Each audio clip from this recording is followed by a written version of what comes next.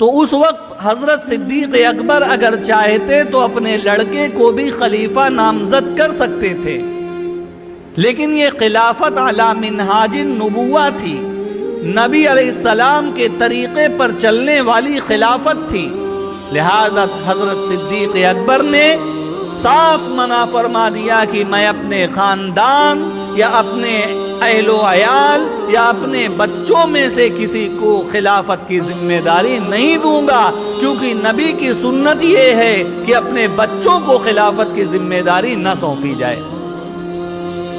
لہذا تمام صحابہ نے جب دیکھا کہ حضرت ابو بکر صدیق رضی اللہ تعالی عنہ نے حضرت عبد الرحمن بن ابی بکر اپنے بچے کو خلافت کی ذمہ داری نہیں سونپی، تو اس وقت تمام صحابہ نے مل کر کے اتفاق کر کے حضرت ابو بکر صدیق رضی اللہ تعالی عنہ کے انتقال کے بعد حضرت عمر بن خطاب رضی اللہ تعالی عنہ کو خلیفہ نامزد کر دیا۔ اور ہم نے بتلایا تھا کہ حضرت علی رضی اللہ تعالی عنہ نے کچھ دنوں کے بعد حضرت ابو بکر صدیق رضی اللہ تعالی عنہ کو اپنا خلیفہ تسلیم کر لیا تھا، اور جب تمام صحابہ نے حضرت عمر بن خطاب رضی اللہ تعالی عنہ کو خلیفہ بنایا تو اس وقت حضرت علی رضی اللہ تعالی عنہ نے بھی حضرت عمر رضی اللہ تعالی عنہ کو اپنا خلیفہ تسلیم کر لیا۔ لہذا حضرت ابو بکر رضی اللہ تعالی عنہ کا جو دور تھا خلافت کا، اس کے اندر تو فتنوں کو دبانے میں پورا وقت گزر گیا تھا، لیکن حضرت عمر رضی اللہ تعالی عنہ کا جو دور تھا یہ فتوحات کا دور تھا، سارے فتنے دب چکے تھے۔ اب حضرت عمر بن خطاب رضی اللہ تعالی عنہ نے فتوحات کے دور کو غنیمت سمجھا اور مصر کو بھی فتح کر لیا، شام کو فتح کر لیا، فارس کو فتح کر لیا، اور آخری مرحلے میں 22 لاکھ مربع میل پر 22 لاکھ مربع میل پر اسکوائر میٹر پر حضرت عمر بن خطاب رضی اللہ تعالی عنہ کی حکومت قائم تھی۔ حضرت عمر رضی اللہ تعالی عنہ کی جو خلافت کا دور ہے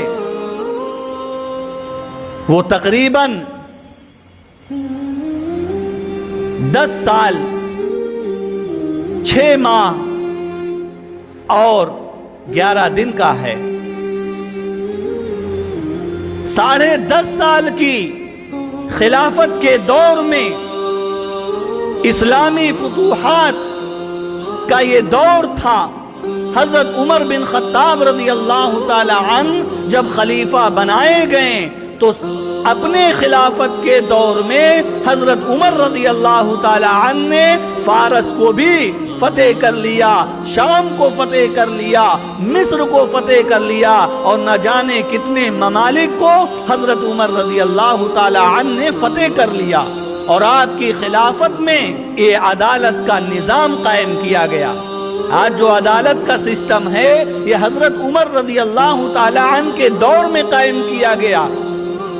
پوسٹ آفس حضرت عمر رضی اللہ تعالی عنہ کے دور خلافت میں قائم کی گئی۔ پوسٹ آفس جو ہم دیکھتے ہیں ڈاکیا آتا ہے، یہ حضرت عمر رضی اللہ تعالی عنہ کے دور خلافت میں قائم کیا گیا تھا۔ پولیس کا محکمہ، فوج کا محکمہ، اور فوج کے اندر کون سی کیٹیگری ہوگی اور کون سی جماعت ہوگی، یہ ساری چیزوں کا انتخاب حضرت عمر رضی اللہ تعالی عنہ کے دور خلافت میں ہو چکا تھا۔ یہ ہمارے آباء و اجداد نے یہ ساری چیزیں ہمیں عطا فرمائی تھی۔ حضرت عمر رضی اللہ تعالی عنہ کے دور میں بہت بڑے بڑے کارنامے ہوئے۔ حضرت عمر رضی اللہ تعالی عنہ کے خلافت سے تو گاندھی جی بھی امپریس تھے اور ہمیشہ تعریف کیا کرتے تھے کہ اگر عمر بن خطاب جیسی حکومت کو قائم کر دیا جائے دنیا میں انصاف قائم ہو جائے گا۔ اپنے تو اپنے متاثر تھے، غیر بھی حضرت عمر کی خلافت سے متاثر تھے۔ گاندھی جی ہمیشہ کہا کرتے تھے اگر حضرت عمر رضی اللہ تعالی عنہ جیسا کوئی خلیفہ پھر سے پیدا ہو جائے، پوری دنیا کے اندر عدل کا نظام قائم ہو جائے، انصاف کا نظام قائم ہو جائے۔ یہ ہمارے آباء و اجداد تھے۔ حضرت عمر رضی اللہ تعالی عنہ کے دور میں تمام ملکوں کو فتح کیا گیا اور اسلامی جو سرحدیں تھی وہ بڑھتی چلی گئی۔ جو تراویح ہم 20 رکعت با جماعت مسجد کے اندر پڑھتے ہیں، ایک امام کے پیچھے پڑھتے ہیں، یہ حضرت عمر رضی اللہ تعالی عنہ کا دین ہے۔ انہوں نے اس کو لاگو کیا، ورنہ تراویح الگ الگ پڑھی جاتی تھی۔ تو خیر حضرت عمر رضی اللہ تعالی عنہ نے اپنے دور خلافت میں تمام ممالک کو فتح کیا، اور تمام ممالک کو فتح کرنے کے ساتھ ساتھ عدالت کے نظام کو، پولیس محکمہ اور فوج کے نظام کو، پوسٹ آفس کے نظام کو اور بے شمار چیزوں کو حضرت عمر بن خطاب رضی اللہ تعالی عنہ نے قائم و دائم کیا۔ چنانچہ حضرت عمر رضی اللہ تعالی عنہ اپنے آخری مرحلے میں تھے۔